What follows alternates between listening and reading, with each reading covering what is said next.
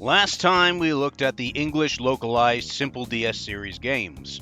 Today, we look at some of the games that didn't make it outside of Japan. 7 games that were released exclusively in Japan as part of the Simple DS series.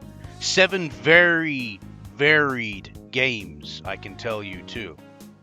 You might be surprised by what games I'm covering today.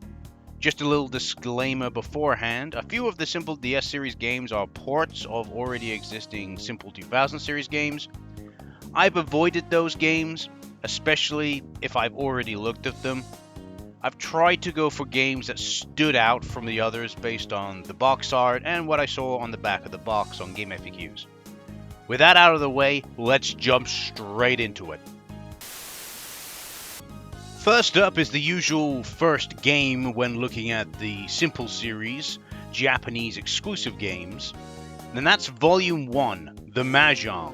Developed by Warashi, a veteran of developing Mahjong and other board-style games for the Simple series. So what exactly have we got here? We've got Mahjong. That's what we got, you know. That we got Mahjong, you know. Pretty much just Mahjong. What else is there more to say? It's functional, it has download play, and it has anime-esque characters as opponents. It's Mahjong, and it just works. You know, it's a pretty decent Mahjong game. And that's all I have to say, really. Okay, onward. Next up is Volume 18, the Soukou Kihei Gun Ground, developed by Ride-On Japan Inc., which I believe I've come across in the Simple series before, I think. This game caught my attention due to the back of the box showing it to be some kind of 2D platformer. It seems to have, from what I can tell, 3D models for yourself and the enemies, even though the backgrounds are in 2D. Presentation is pretty good. Music isn't too bad either. The only issue I have with this game is the controls are a little bit stiff, which I get, it's understandable as you're playing as a giant mecha, but the standard movement speed is a little too slow for my liking, and was the reason half the time I got hit. And don't get me wrong, there is like a dash move, but it's, you know, you can fit all around with the D-pad all you like. Sometimes it just doesn't want to, you know, activate. So, no, I do like the fact that you can aim your gun in multiple directions, which helps with taking down flying enemies and allowing you to outmaneuver your enemies at times. So that's pretty cool. So yeah, it's a pretty standard 2D platformer. Controls are fine, albeit a bit slow, but it's okay for the Simple series. Onward! Next up is Volume 22, the Zero-Yon Shin'ya, developed by Tamsoft. I have played one of the Zero-Yon games before, which was part of the Simple 1500 series, and this game plays very similar to it. It's basically a drag racing game, if you're familiar with drag racing. You and another car race from point A to point B in a straight line. Whoever gets to point B first wins. It's a fairly boring, to be honest, and the only reason I was curious in trying out this game was to see if they spiced up the gameplay or something. But alas, they did not. Just like the Simple 1500 series game, you get a basic, bulk standard car from the start, and by winning races you can buy parts and possibly other vehicles to improve your chances of winning. But unlike other standard races, the tracks are all just a straight line. Exciting, right? This game even has what I'd call an annoying mechanic, and I don't mean an actual mechanic, I mean a game mechanic, where you have to change the gears of the car with the stylus while driving with the face buttons. Yeah, it doesn't work.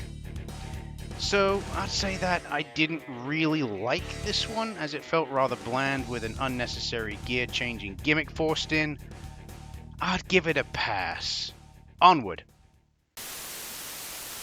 Next up is Volume 29, the Sports Daishuugou, Yakyuu-Tennis-Volleyball-Futsal-Golf, developed by Tamsoft.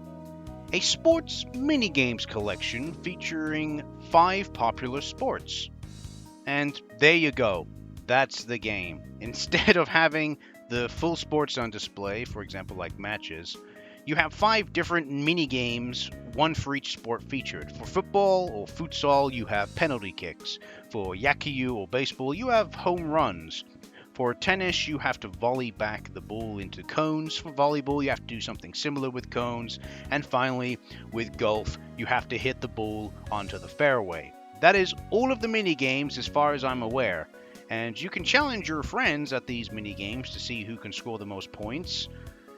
The minigames control fairly well too, for the most part. Just feels a bit lacking of content with these 5 minigames. Makes you feel like there should be some board game aspect included, like Sugoroku, for example.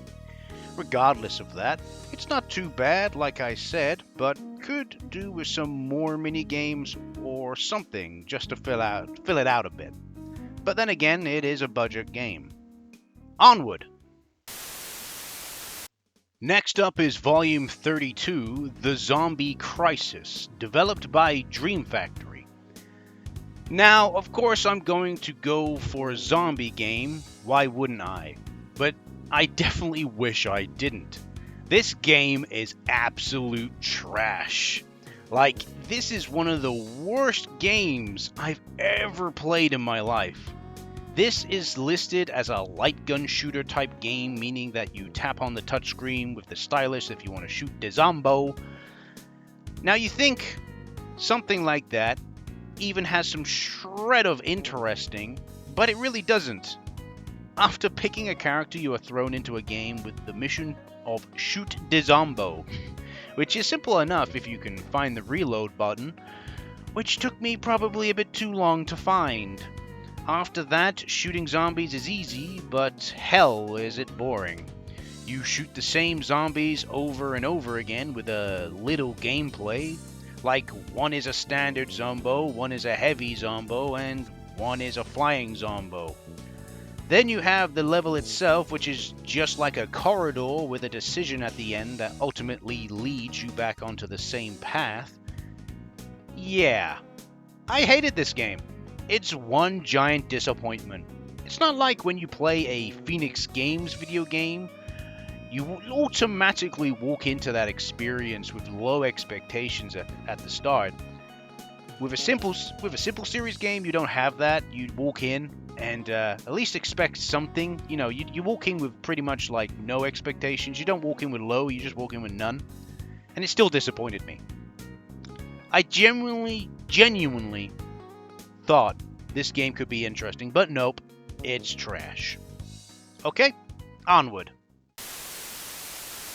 Next up is Volume 39, the Shobutai, or I guess the Firefighting or Firefighter, because I'm guessing that's what it means. Developed by Tamsoft. A game where you fight fires. Well, that is implied pretty much. You're a firefighter. You are part of a firefighting crew and it's your job to fight fires. So when a call is made, you must rush to the scene and put out the fires. I really am struggling on stuff to say about this one, if I'd be honest with you.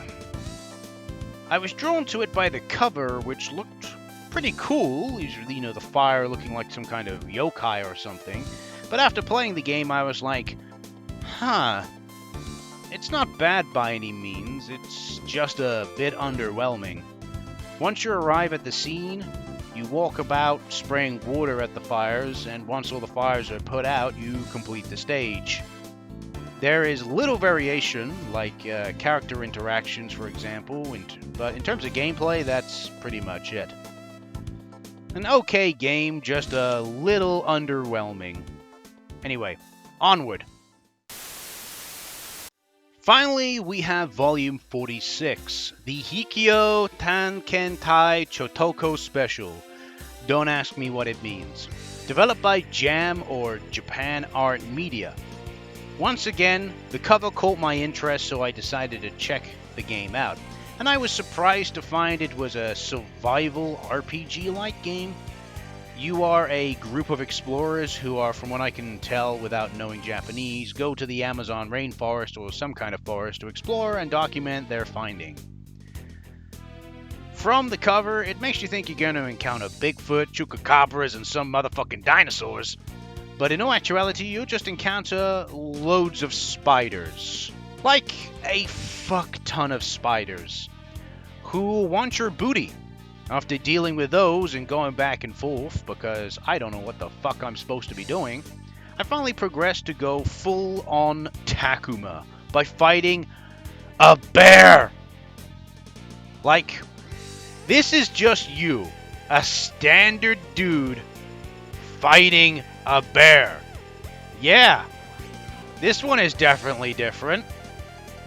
Combat is a bit strange. It basically involves the stylus, whether you're trying to remove spiders from yourself or literally fist fighting a fucking bear.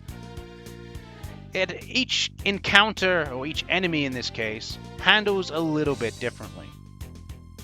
But yeah, it's an interesting game by far, but it's definitely 100% strange.